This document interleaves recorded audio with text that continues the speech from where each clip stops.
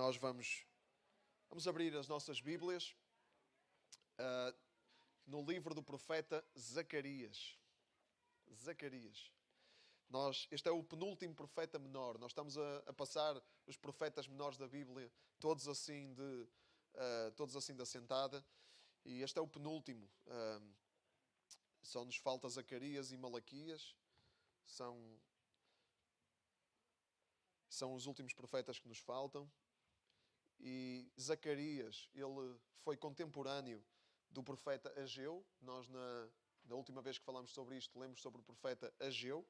São tudo nomes interessantes para quem não tem filhos e vai ter, ou para quem vai ter mais filhos, pode escolher estes nomes. Malaquias, Zacarias, Ageu. São nomes interessantes, não é? Então estamos no profeta Zacarias. O profeta Zacarias foi contemporâneo de Ageu e ele escreveu numa altura em que o povo de Israel estava a voltar à sua terra. Eles tinham estado 70 anos exilados na Babilónia. A Babilónia conquistou Judá, conquistou Jerusalém, levou os judeus, muitos judeus, exilados para a Babilónia e tiveram 70 anos lá. Porquê? Porque nós lemos na Bíblia que o povo de Israel desobedeceu a Deus, foi rebelde contra Deus. Quis fazer as coisas à sua maneira. Então Deus permitiu que nações estrangeiras que não o conheciam fossem devastar o país e tirar a soberania, tirar a independência ao povo de Israel. Então eles tinham estado 70 anos na Babilónia e estavam a voltar. Já vimos no profeta Ageu que eles voltaram e que estavam muito animados, mas depois pararam. E pararam de reconstruir, ficaram desencorajados por causa de 3 motivos que nós vimos também. O primeiro foi a oposição. O rei da Pérsia proibiu-os de reconstruir. Então eles tinham começado, estavam animados, mas o rei da Pérsia veio e disse não, chega, porque houve alguém que foi fazer queixa ao rei da Pérsia, dizer que o povo de Israel era muito rebelde e se ele lhes deixasse reconstruir a cidade, eles iam se revoltar contra ele, e o rei acreditou naquilo e parou a reconstrução. Então eles pararam. Esse foi o primeiro motivo. Mas não foi só por esse motivo. Nós lemos nos profetas que eles nos falam de outros motivos que havia para eles terem parado de reconstruir. Um deles foi a apatia. E eles pararam e depois ficaram ali. Não tiveram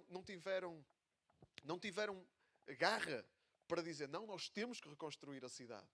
Nós temos que reconstruir. Foi para isso que Deus nos chamou. Não tiveram essa garra. Ficaram conformados e apáticos com aquilo. E lemos no profeta Ageu que ele disse, vocês vivem em casas luxuosas enquanto o meu templo está em ruínas.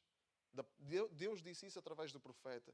Então eles estavam na vidinha deles, super confortáveis, não é? Com tudo o que eles precisavam, casas luxuosas, a vida corria bem e o templo de Deus estava em ruínas. Isso diz muito sobre as prioridades da vida das pessoas, não é? Quando aquilo que é nosso está tudo ótimo, bem cuidado, e aquilo que é dos outros, aquilo que é de Deus, está de qualquer maneira, não é? É verdade que aquilo que é nosso, nós devemos consagrar isso a Deus. Não é? O que é nosso deve ser de Deus também, mas nós tomamos as nossas coisas como se fossem só nossas. Não é? E não as pomos ao serviço de Deus, não as pomos no altar de Deus para Ele usar aquilo que é nosso como Ele quer, porque tudo vem dEle. Não é? E nós somos profundamente ingratos. Não é? Foi isso que o povo de Israel, era esse o registro do povo de Israel. E o terceiro motivo, o saudosismo. O saudosismo, a ideia deles era esta. Nunca vamos conseguir construir um templo como o primeiro. O primeiro é que era. Aquilo é que era. O templo de Salomão, cheio de ouro, com toneladas e toneladas de ouro. Este templo nunca se vai comparar com o primeiro. Então eles ficavam a olhar para trás, ficavam ali presos ao passado, a pensar, antigamente é que era bom. E é isso que o saudosismo faz. O saudosismo, olhar para trás e achar que antigamente é que era bom, tira-nos a visão daquilo que Deus está a fazer no presente. Tira-nos a visão daquilo que Deus quer fazer no futuro. Ficamos cegos para aquilo que Deus está a fazer agora. Somos ingratos porque não nos alegramos, não damos graças por aquilo que Deus está a fazer no presente e só nos lembramos daquilo que era no passado. Então, por esses 3 motivos, eles estavam desencorajados. não tinham encorajamento, não tinham ânimo para reconstruir o templo. E então os profetas Ageu e Zacarias apareceram a profetizar nessa altura, a dizer, não, Ageu, particularmente, Ageu apareceu a dizer, não, vocês ponham mãos à obra, saiam lá desse registro, despertem e comecem a reconstruir. Façam aquilo que Deus vos chamou para fazer. E deixem de estar apáticos e conformados com com as dificuldades que vocês têm. Ponham mãos à obra. Mas em particular Ageu e Zacarias, eles escrevem para dar um recado de Deus ao povo, mas mais profundamente do que isso. Os profetas todos, eles escrevem com um objetivo.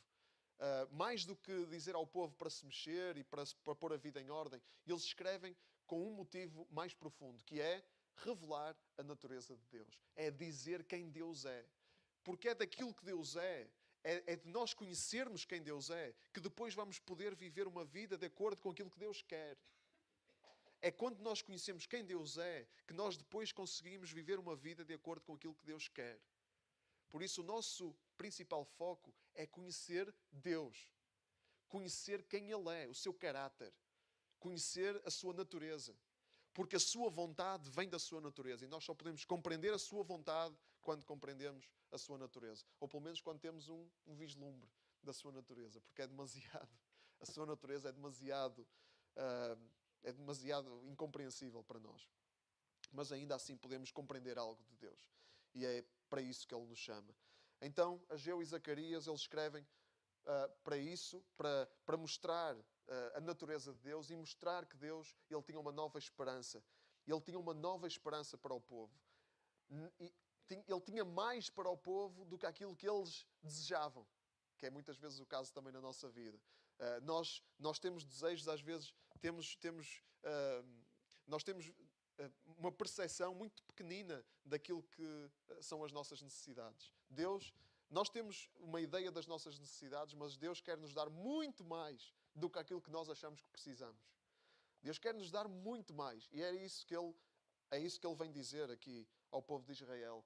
Ele não queria apenas reconstruir-lhes uma cidade, não queria apenas construir-lhes uma cidade física, material, Ele queria trazer uma cidade muito mais gloriosa. Ele queria trazer uma nova Jerusalém celestial.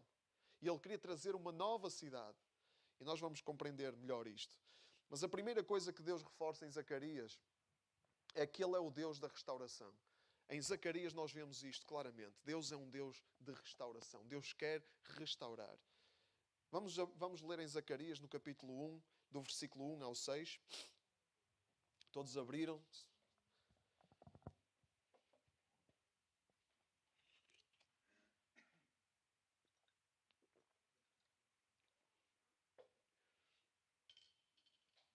Zacarias 1 ao 6. Diz assim, no 8º mês do 2º ano do rei de Dário, a palavra do Senhor foi dirigida ao profeta Zacarias, filho de Berequias e neto de Ido, nesses termos.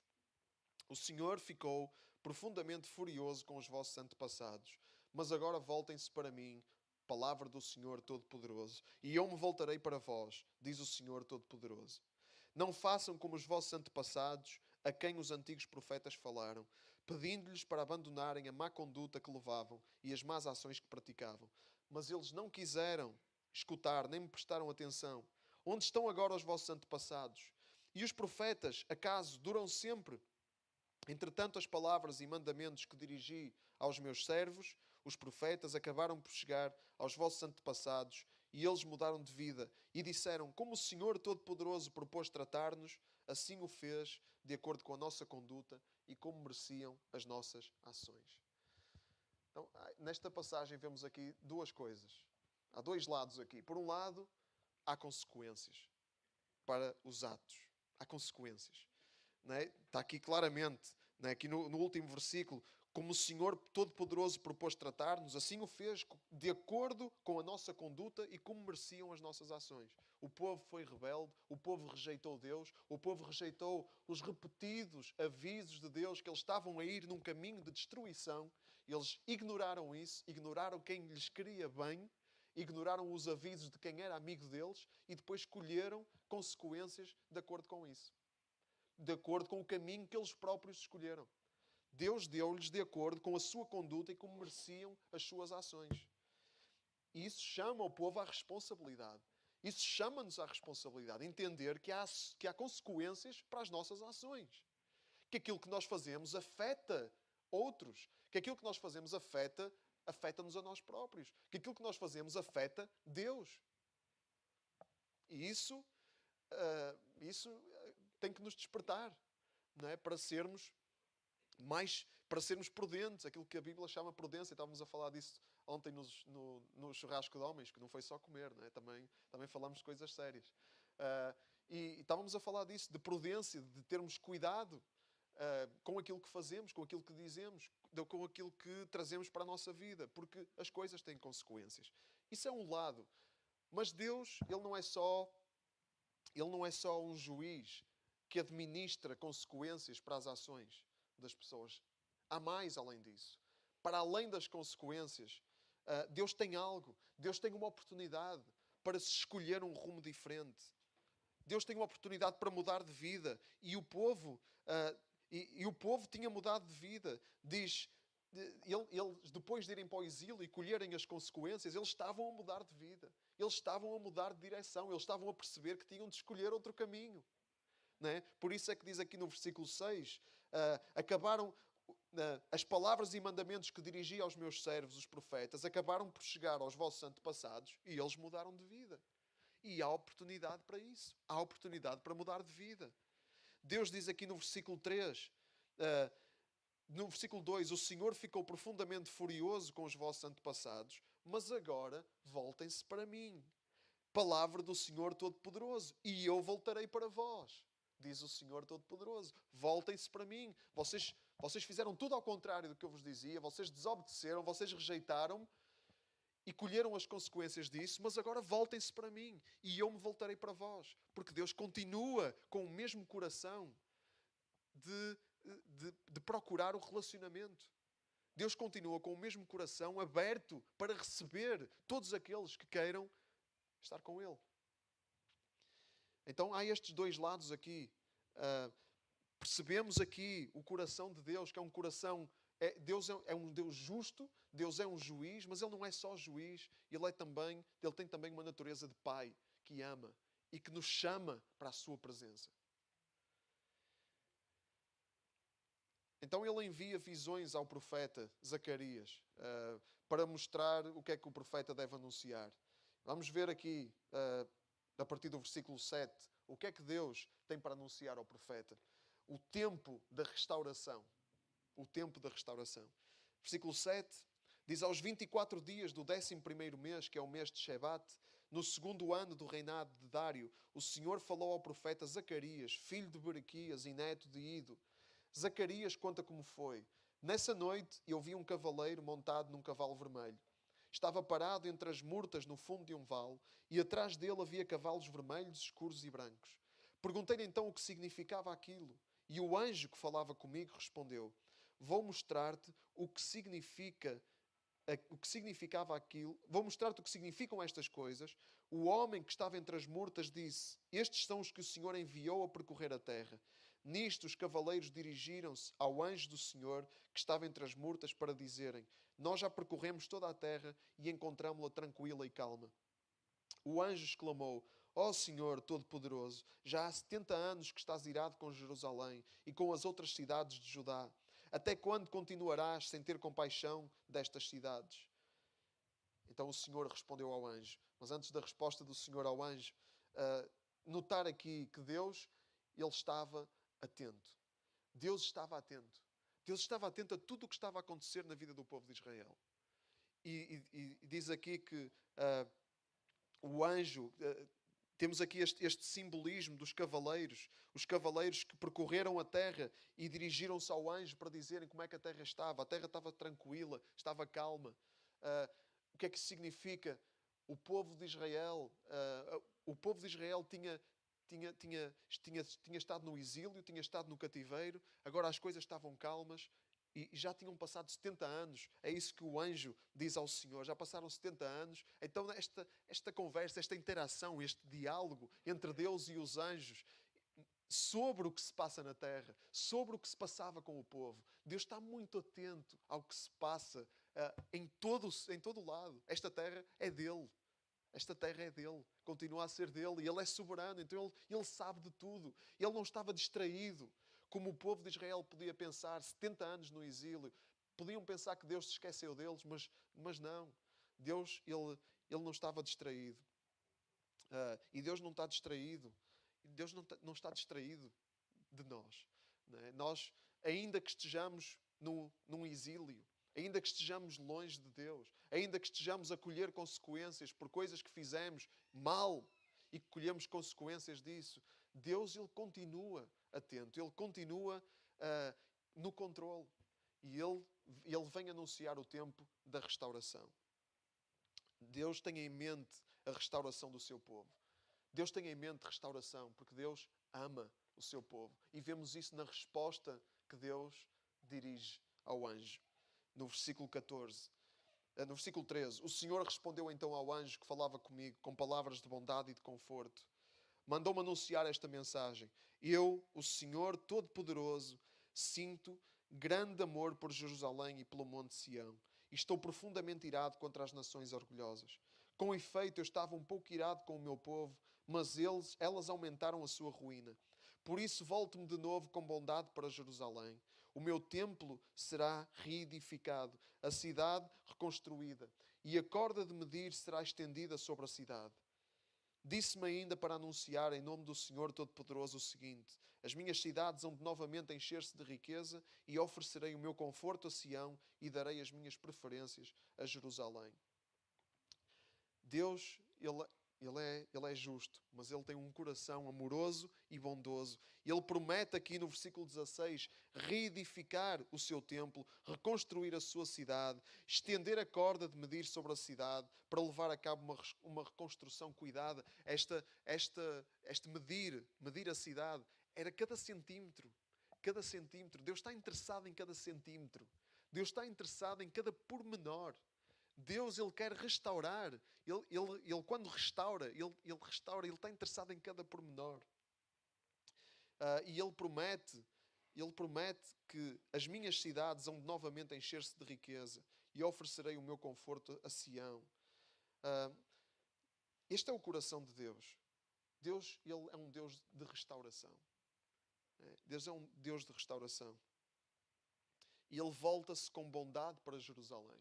E Ele volta-se com bondade para a nossa vida. Porque Deus é bom. Deus é bom. Não nos vamos esquecer disto. Deus é bom. Mas a pergunta, temos que fazer esta pergunta. Que restauração é que Deus nos promete realmente? Que restauração é que nós podemos ter a certeza absoluta que está garantida? Infalivelmente. Sabem, Deus, Ele é capaz de restaurar muita coisa. Ele é capaz de restaurar tudo na nossa vida. Ele é capaz de restaurar o nosso casamento. Ele é capaz de restaurar relacionamentos perdidos. Ele é capaz de restaurar um emprego que se perdeu. Ele é capaz de restaurar as finanças. Ele é capaz de restaurar... Enfim, Ele é capaz de restaurar tudo porque Ele tem todo o poder. Deus pode nos encher de riquezas como Ele prometia encher de riquezas Jerusalém. Deus, Ele pode fazer isso. Ele tem todo o poder. Mas nem sempre Ele faz. Nem sempre Ele faz. A única coisa que Deus garantidamente e infalivelmente restaura é a nossa relação com Ele. Isso, a nossa relação com Ele, nós podemos ter a certeza absoluta que Deus, Ele quer restaurar e vai restaurar. Se nós dermos um passo nesse sentido. Esse passo chama-se fé. Fé. Quando nós em fé nos aproximamos de Deus, nós podemos ter a certeza a reconciliação está garantida, a restauração está garantida. Porque Jesus, Ele já veio à cruz para tomar sobre si os nossos pecados e abrir o caminho que estava fechado. A romper a parede que estava entre nós e Deus, para fazermos as pazes com Deus. Jesus, Ele tomou sobre si tudo o que nos separava de Deus. Ele pregou isso na cruz. E libertou-nos disso. E o que nós temos de fazer para nos reconciliarmos com Deus, é só aceitar a reconciliação que Ele já nos ofereceu. É só aceitar isso.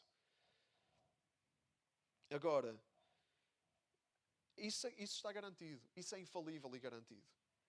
Agora, muitas vezes, Deus não restaura certas coisas na nossa vida. E era mentira se eu estivesse a dizer aqui: Deus vai restaurar tudo o que tu perdeste, Deus vai te dar tudo o que tu perdeste, Deus, os teus relacionamentos que estão deteriorados, Deus vai restaurar. Era mentira se eu dissesse, era mentira e eu dizer que tenho a certeza disso, porque eu não tenho.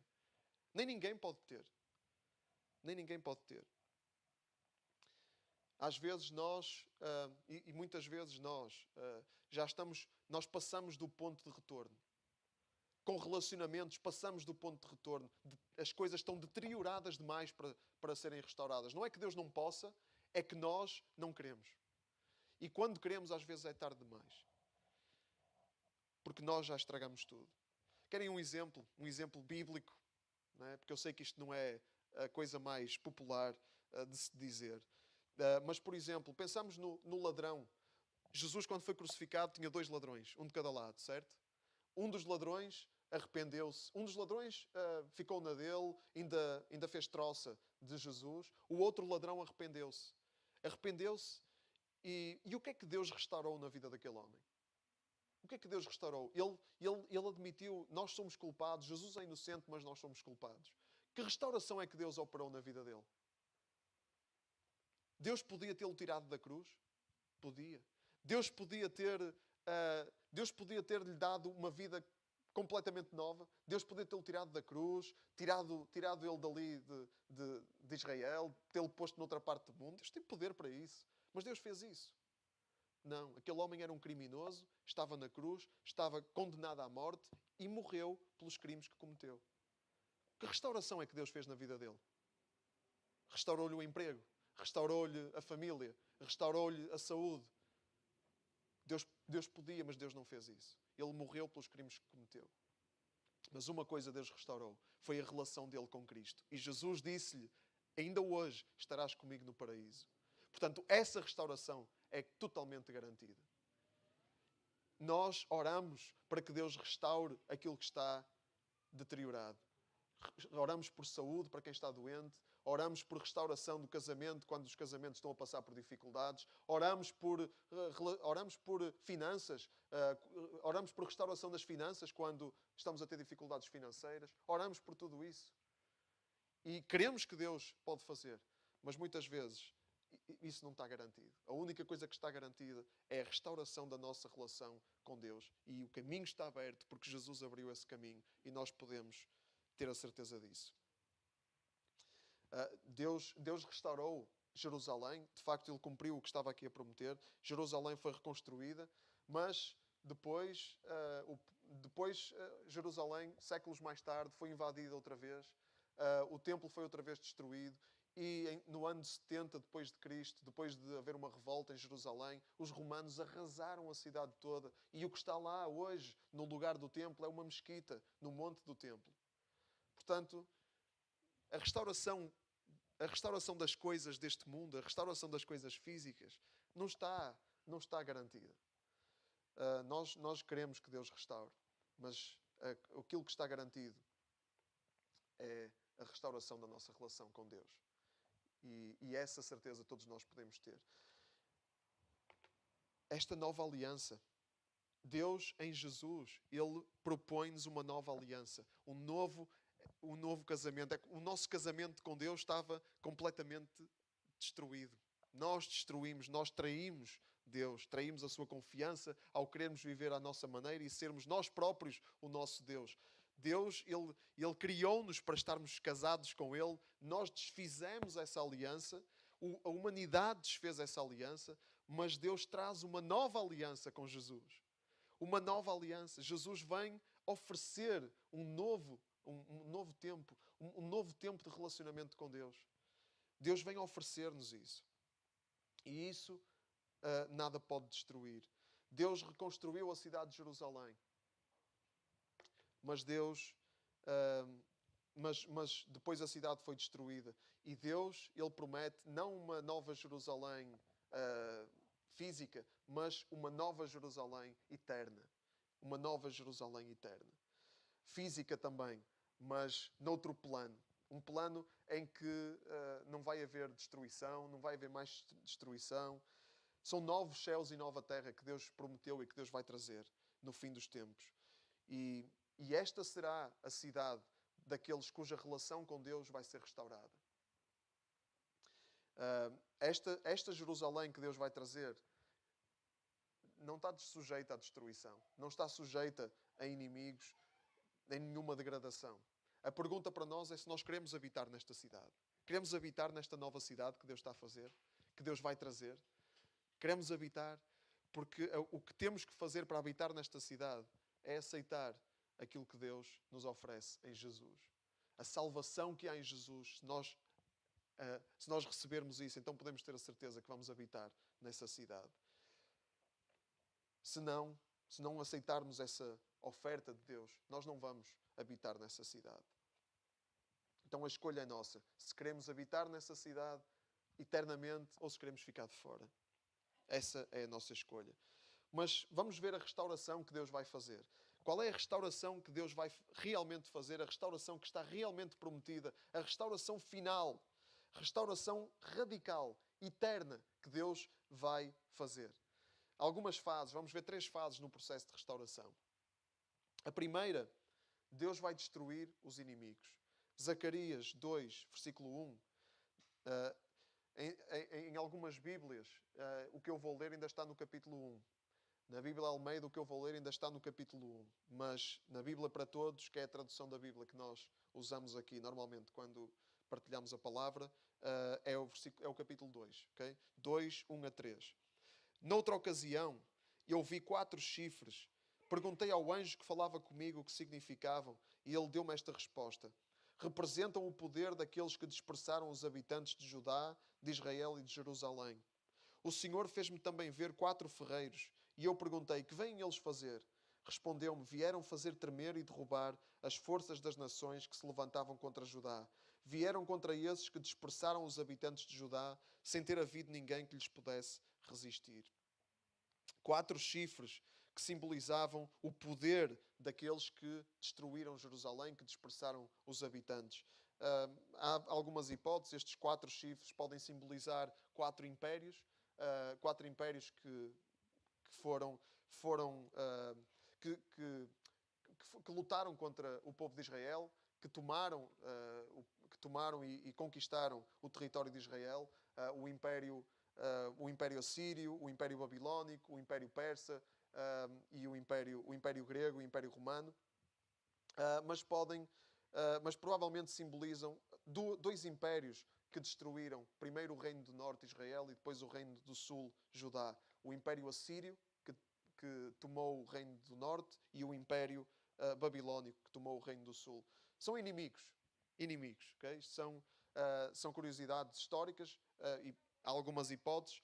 São inimigos. Okay? E Deus, o que é que Ele diz? Estes ferreiros, o que é que estes ferreiros vêm fazer? Vêm fazer tremer e derrubar as forças das nações que se levantavam contra Judá.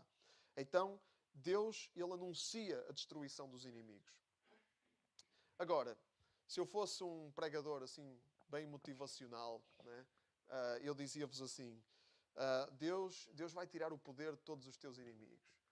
Deus vai, olha, as pessoas que te traíram, Deus vai-lhes tirar o poder, Deus vai te vingar de todos os teus inimigos. As pessoas que têm inveja de ti, Deus vai-lhes tirar o poder.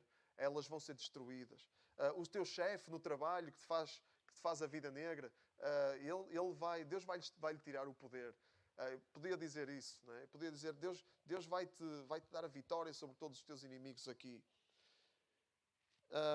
Mas eu não posso dizer isso, porque eu não sei se Deus vai fazer isso. Eu não sei se Deus vai destruir os teus inimigos terrenos aqui da terra. Não sei se Deus lhes vai tirar o poder. Olha, Deus não tirou o poder àqueles que mataram Jesus. Deus tirou-lhes o poder. Não. Aqueles que mataram Jesus tiveram poder para o crucificar. Porque Pôncio Pilatos disse, foi esse poder... Jesus disse a Pôncio Pilatos, esse poder foi-te dado do céu. Não é? Então, as pessoas que perseguem a igreja, que matam cristãos, hoje, Deus tira-lhes o poder. Elas têm poder. Pelo menos têm poder temporal, poder terreno. Têm poder para perseguir, para destruir. E muitos cristãos morrem hoje. Morrem perseguidos, presos, mortos por causa da sua fé. Deus tira o poder àqueles que os perseguem. Neste mundo não vemos isso ainda. Não vemos isso. Então, não podemos dizer que Deus vai tirar o poder. Agora, Deus... mas isto não significa que Deus não tenha soberania. Que Deus não esteja no controle sobre as coisas. Agora, Deus tem um tempo. Deus tem um tempo. E o que está anunciado aqui é que Deus vai tirar o poder. Estes impérios, sim, Deus ia-lhes tirar o poder, mas Deus vai tirar o poder a todos os inimigos que nos oprimem. No tempo dele. No tempo dele. Porque Jesus na cruz, ele venceu todos os inimigos. Jesus na cruz venceu os poderes das trevas. Jesus na cruz, ele venceu a morte. Então esses inimigos nós temos a certeza que vão ser destruídos. Neste processo de restauração, Deus vai destruir todos os nossos inimigos. Mas ainda não. Ainda aqui temos que conviver com esses inimigos. E temos que conviver com muitos mais inimigos. Mas a Bíblia diz que a nossa luta não é contra a carne e o sangue. Não é contra as pessoas que nos oprimem, que nos fazem a vida negra. Não é contra as pessoas que nos traem. A nossa verdadeira luta não é contra isso. É contra os poderes espirituais. A nossa verdadeira luta é contra o diabo, é contra a morte, é contra o pecado. Essa é a nossa verdadeira luta. E temos a promessa que Deus vai destruir esses inimigos. Segundo passo, uma nova cidade. Vamos ler em Zacarias 2, 5 a 9. Tive ainda uma outra visão em que me apareceu um homem que levava na mão uma corda para medir. Perguntei-lhe, para onde vais? E ele respondeu-me, vou medir o comprimento e a largura de Jerusalém. O anjo que falava comigo afastou-se e um outro anjo foi ao encontro dele para lhe dizer, corre para ires falar àquele jovem que tem a corda na mão. Diz-lhe que Jerusalém vai ser de novo habitada e serão tantos os seus habitantes e os seus animais que já não poderá ter muralhas. O Senhor diz, eu mesmo serei como uma muralha de fogo à volta de Jerusalém e que no meio da cidade manifestarei a minha presença poderosa. Então o profeta teve esta visão do rapaz que ia medir a cidade de Jerusalém. Ele ia medir cada centímetro para que a restauração da cidade pudesse acontecer. Mas o anjo foi-lhe dizer uma coisa diferente. O anjo foi-lhe dizer, não, calma, não é preciso. Porquê que não é preciso? Não é preciso porque Jerusalém vai ser de novo habitada e serão tantos os seus habitantes e os seus animais que já não poderá ter muralhas. A nova Jerusalém que Deus vai trazer não é uma cidade que precise de muralhas. Porque o próprio Deus diz aqui, eu mesmo serei como uma muralha de fogo à volta de Jerusalém. E no meio da cidade manifestarei a minha presença poderosa. Deus está a construir essa cidade. E essa cidade vem de Deus. No fim dos tempos, Deus vai trazer novos céus e nova terra. Esta cidade vem para todos aqueles que tiverem querido em Cristo. Para todos aqueles que estiverem unidos a Jesus. E esses vão habitar nessa cidade. E essa cidade não precisa de muralhas, porque o próprio Deus está lá. O próprio Deus está nessa cidade. Essa cidade não vai ser destruída, porque Deus tem a sua presença poderosa lá. E Deus vai trazer, Ele está a trazer essa cidade. A pergunta é, queremos fazer parte? Mais uma vez, queremos fazer parte desta cidade? Queremos habitar nesta cidade? Porque o terceiro passo é esse povo. Deus está a reunir um povo para habitar nesta cidade. Esta cidade eterna. E Deus está a reunir esse povo. Por isso é que Ele diz no versículo 10, andem, fujam das terras do norte, palavra do Senhor. Pois como os quatro ventos do céu vos dispersei, palavra do Senhor. Anda, Sião, liberta-te, tu que estás na cidade de Babilónia. O Senhor Todo-Poderoso, que me enviou com esta mensagem contra as nações que vos despojaram, diz, se alguém toca em vós, povo de Sião, toca na menina dos meus olhos. Por isso vou levantar-me contra essas nações, para que sejam despojo para aqueles que outrora lhes estiveram sujeitos. E assim vocês ficarão a saber que o Senhor Todo-Poderoso me enviou. O povo de Israel tinha sido disperso para o exílio, andava disperso, mas Deus diz, andem, venham, fujam das terras do norte, porque Deus continua interessado no povo. O povo tinha rejeitado Deus, mas Ele continua interessado neles. Ele diz mais: se alguém toca em vós, povo de Sião, toca na menina dos meus olhos. O amor e o carinho de Deus por este povo, mesmo este povo o tendo rejeitado. E a igreja é assim, a igreja está dispersa, está dispersa por todo o mundo. Mas, quando se levantam poderes para oprimir a igreja, Deus, mesmo que a igreja não seja perfeita, porque não é, há pecado na igreja também. Há pecado em nós. Há coisas em nós que não estão bem. Há coisas erradas em nós. Mas ainda assim nós somos a menina dos olhos de Deus. E quando algum poder se levanta contra a igreja, Deus, Ele defende a sua igreja. Deus, Ele pode deixar a sua igreja ser perseguida, mas no meio disso, aquilo que aqueles que oprimem a igreja estão a intentar para o mal, Deus está a transformar em bem. Há países onde a igreja é perseguida, onde a igreja está a crescer exponencialmente. Aquilo que os poderes deste mundo intentam para o mal, Deus transforma em bem. Porque o plano de Deus não pode ser frustrado. E Deus defende a sua igreja. E Deus defende a menina dos seus olhos. E nós podemos ter a certeza disso. Ainda que nós não sejamos perfeitos, ainda que sejamos muito imperfeitos em muita coisa, Deus ainda assim continua a amar-nos. Deus ainda assim continua a trabalhar connosco. Deus ainda assim continua a querer que nós sejamos família com Ele. E isso é incrível. Então, e por causa disto, por nós sabermos disto, por nós termos esta certeza que Deus vai restaurar todas as coisas, nós podemos o quê? Saltar de alegria. Nós podemos ter uma alegria plena dentro de nós. Versículo 14. Para acabar este capítulo, o Senhor acrescenta ainda: canta de alegria, povo de Jerusalém, porque eu venho viver no meio de ti.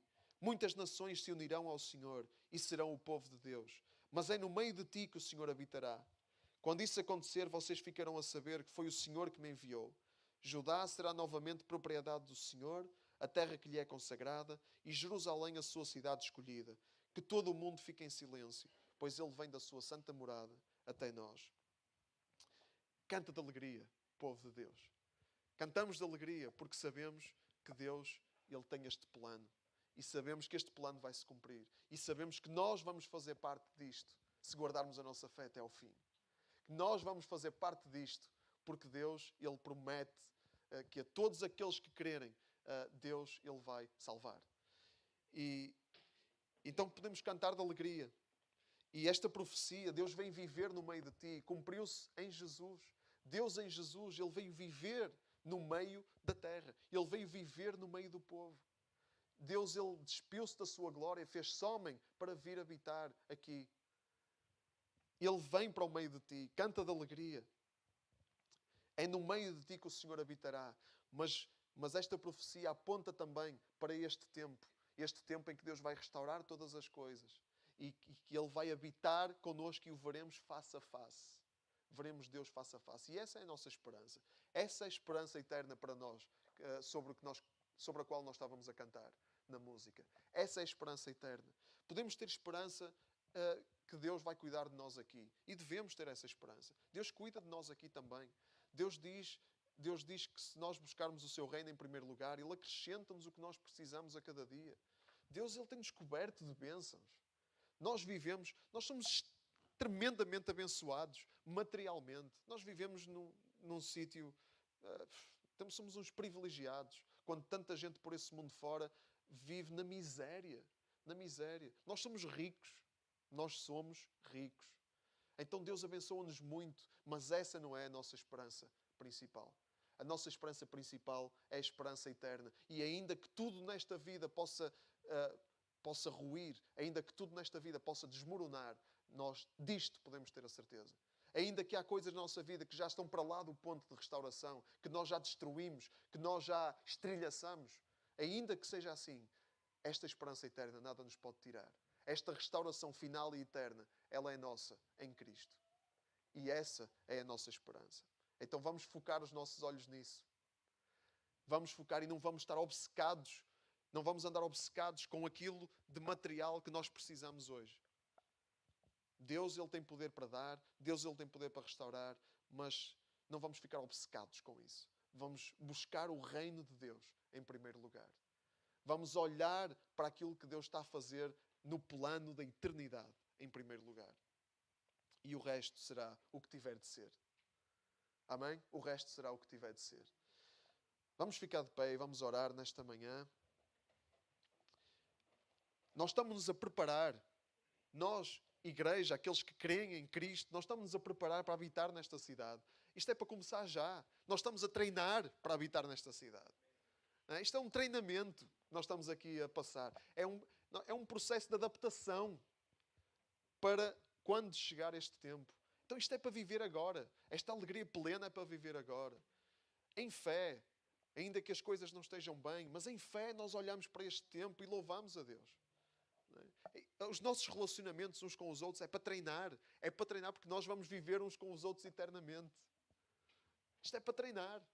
Não é?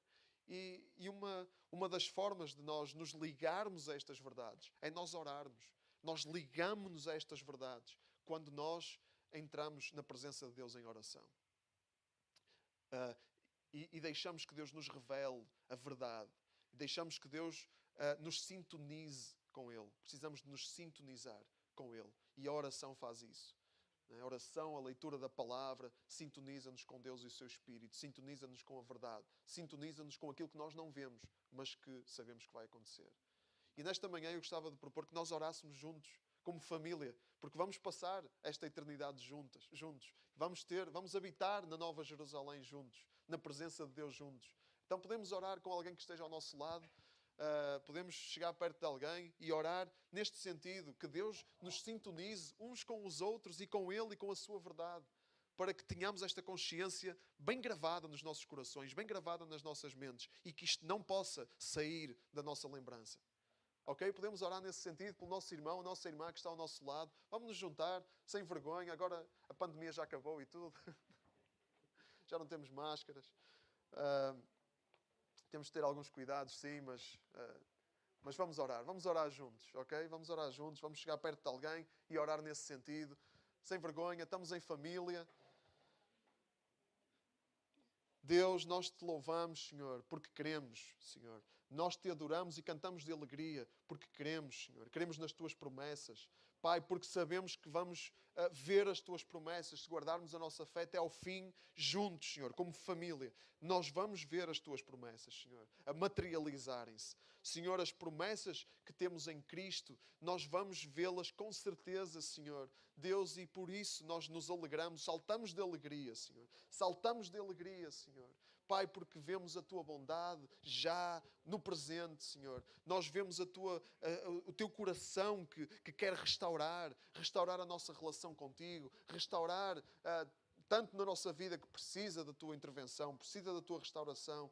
Pai, muitas dessas coisas que nós desejamos, não sabemos se as vamos ver, mas uma coisa nós sabemos, nós vamos ver a Tua glória, Senhor. E isso para nós basta. A Tua graça nos basta, Senhor. A Tua graça nos basta, Senhor.